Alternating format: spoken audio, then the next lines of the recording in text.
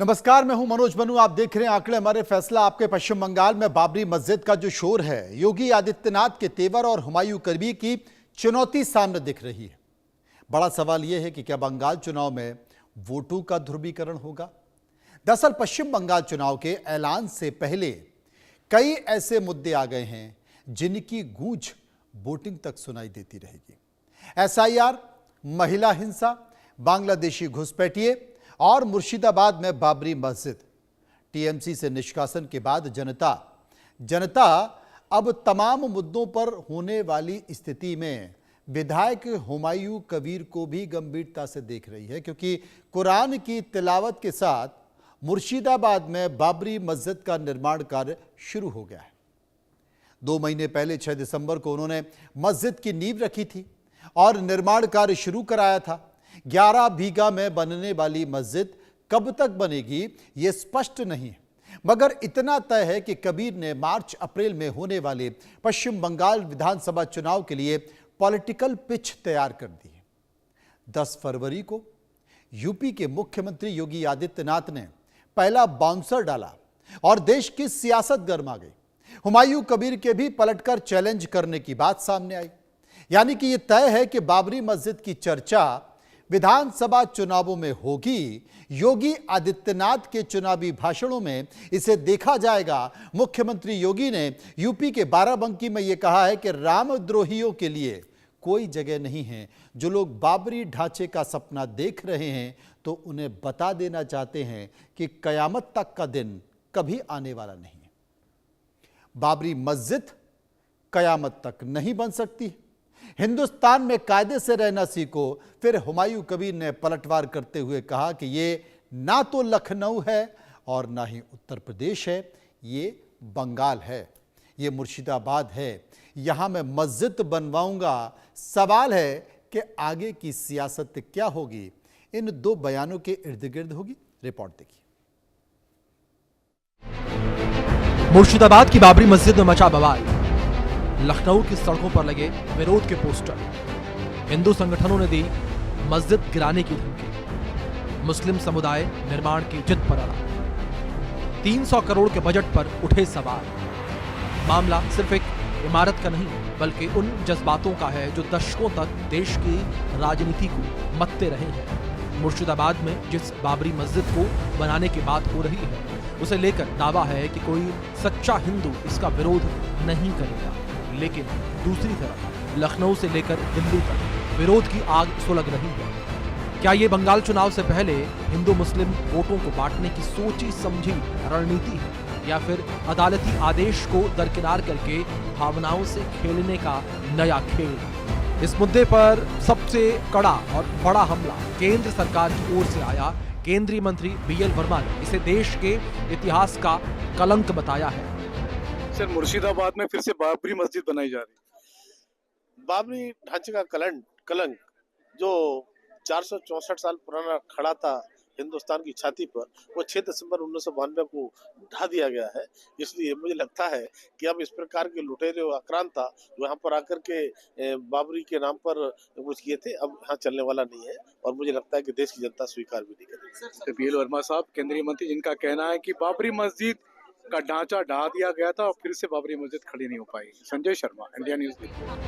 BJP इसे कलंक बता रही है तो आम आदमी पार्टी के सांसद संजय सिंह ने इस पूरे मामले में क्रोनोलॉजी ही बदल दी। उन्होंने इसे बीजेपी और टीएमसी की मिली भगत करार दिया कि इनका बच्चा जो हुमायूं कबीर है भाजपाइयों का, वो मस्जिद बनवा रहा है, उस पर ये बयान दे रहे हैं और देश की जनता को मूर्ख समझ रहे हैं। मैं उसी सवाल पे आ रहा था। तो वो इन्हीं का बच्चा है हुमायूं कबीर, बीजेपी का शुभेंदु अधिकारी।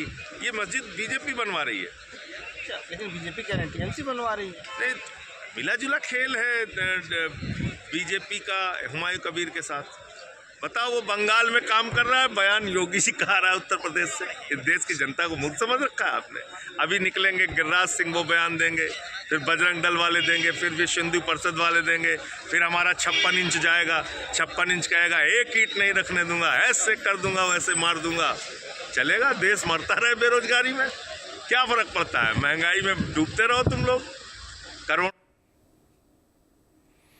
तो आपने सुना कि बीएल वर्मा कह रहे थे कि साहब ये कलंक है, लेकिन जो संजय सिंह हैं वो इस बात का जिक्र कर रहे हैं कि ये मिलीजुली सरकार है, ये मिलाजुला खेल है, सतही मुद्दों से ध्यान हट जाए इसलिए ऐसा कहा जा रहा है। लेकिन हुमायूं कबीर ने क्या कहा, वो क्या कह रहे थे, इसे समझने की ज़रूरत है। हुमायूं कबीर ने भी पलटकर जवाब दे दिया है। वो ये कहते हैं कि जो लोग विरोध कर रहे हैं उनको पीछे हट जाना चाहिए, क्योंकि ये हमारा धार्मिक अधिकार है। सभी को अपना धर्म, सभी को अपने धर्म की बात मानने की आज़ादी है। मस्जिद के निर्माण में साथ देने वालों का मैं शुक्रिया अदा करता हूं। ममता बनर्जी फिर से मुख्यमंत्री नहीं बनेगी। ये जो लाइन है ये बड़ी महत्वपूर्ण लाइन है कि ममता बनर्जी फिर से मुख्यमंत्री नहीं बनेगी। तो क्या बाबरी मस्जिद इसलिए बनाई जा रही है? अब बीजेपी का बयान क्या आया है ये भी समझने की जरूरत है। बीजेपी का बयान आया कि बाबरी ढांचा कभी नहीं बनेगा, ये उत्तर प्रदेश के मुख्यमंत्री योगी आदित्यनाथ ने कहा है। वो ये कहते हैं कि ऐसी कयामत कभी आ नहीं पाएगी, मस्जिद दोबारा बनने का अब सवाल ही पैदा नहीं होता। हुमायूं को ममता का समर्थन ये सामिक भट्टाचार्य, जो वहां के प्रदेश अध्यक्ष बीजेपी के बंगाल के, उन्होंने कहा है भारत में बाबरी मस्जिद के लिए अब जगह नहीं है। बाबरी मस्जिद विवाद ममता का प्लान बी है, ये सामिक कह रहे हैं। टीएमसी कहती है कि ये बीजेपी का प्लान बी है, बाबरी ढांचा कभी नहीं बनेगा। योगी आदित्यनाथ इस तरह की बात करते हैं, वो कहते हैं कि ऐसी कयामत अब कभी नहीं आएगी। इसी के बीच उलझा हुआ है। मतलब देखिए, जो सतही मुद्दे होते हैं चुनाव में उन पर बात नहीं होगी, यहां पर बात मस्जिद की होगी, बाबरी मस्जिद की भी होगी, क्योंकि ममता भी एक मंदिर बनवा रही है, वो भी कम नहीं है, वो खेला समझती हैं। उन्होंने कहा कि अगर ये मस्जिद बनवाएगा तो हम मंदिर बनवाएंगे, और मस्जिद मंदिर का खेल भी बंगाल में चलता रहेगा। बाबरी मस्जिद पर जो सियासत है उसे समझने की जरूरत है, क्योंकि पश्चिम बंगाल में जो विधानसभा चुनाव है वो विधानसभा चुनाव आ चुके हैं, बहुत ज़्यादा समय नहीं है। और हुमायूं की स्थिति है, हुमायूं अपना राजनीतिक स्वार्थ देख रहे हैं। मुर्शिदाबाद में मुस्लिमों की अच्छी खासी आबादी बनी हुई है। पश्चिम बंगाल के जो मुर्शिदाबाद में मुस्लिम वोटर बहुत ज़्यादा हैं और उन पर नज़र है हुमायूं कबीर की। मुस्लिम वोट छिटकने से ममता बनर्जी को नुकसान हो सकता है और बीजेपी को फायदा हो सकता है। ये एक सियासी समीकरण है और ये सियासी समीकरण, इसी के इर्द गिर्द बयानबाजी हो रही है। अब जो धार्मिक समीकरण है मुर्शिदाबाद का, अब आपको इसे भी समझने की ज़रूरत है कि कितने ऐसे वोटर हैं जिसके कारण ये बवाल हो रहा है। उसका समीकरण मैं आपको बता देता हूं। असल में 66% मुस्लिम, मुर्शिदाबाद में मुस्लिमों की अच्छी खासी आबादी है। 66% आबादी जो है वो मुस्लिम आबादी है मुर्शिदाबाद में। यहाँ पर 26 विधानसभा की सीटें हैं और 26 विधानसभा की सीटें, वो विधानसभा में 20 टीएमसी की सीटें यहाँ पे, 26 में से 20।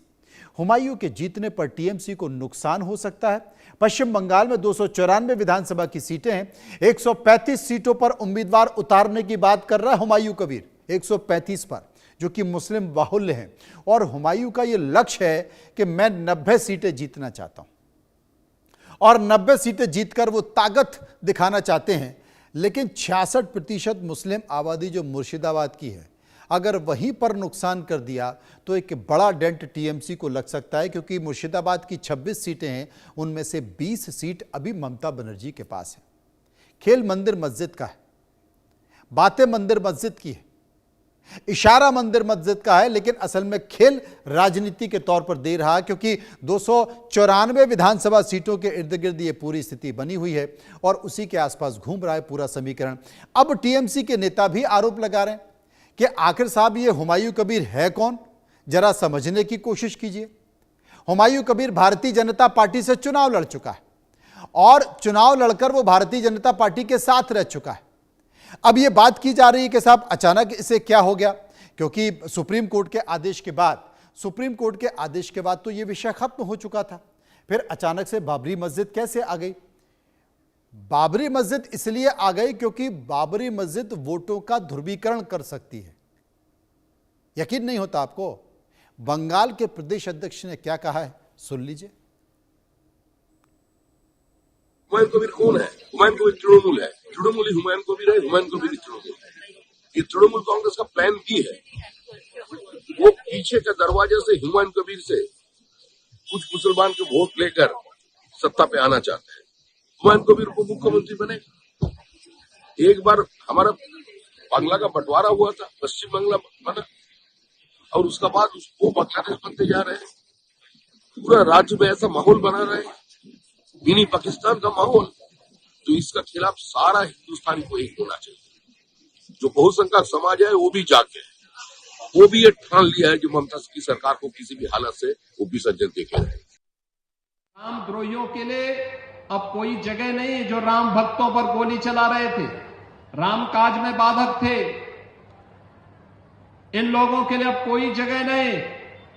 और जो लोग अभी सपना देख रहे हैं बाबरी ढांचे का, तो उनको हम भी ये बता देना चाहते हैं कि कयामत का दिन कभी नहीं आने वाला है और कभी नहीं आएगा। कयामत के दिन के लिए मत जियो, हिंदुस्तान में कायदे से रहना सीखो, कायदे से रहना सीखो। यहां का कानून मानो, कानून मानोगे, कायदे से रहोगे तो फायदे में रहोगे, और नहीं तो आगे का रास्ता तो फिर कहां के लिए जाता है, वह फिर कानून कोई तोड़ेगा तो वह रास्ता सीधे जहन्नुम की तरफ ही लेके जाता है, कहीं और की तरफ नहीं लेके जाता है।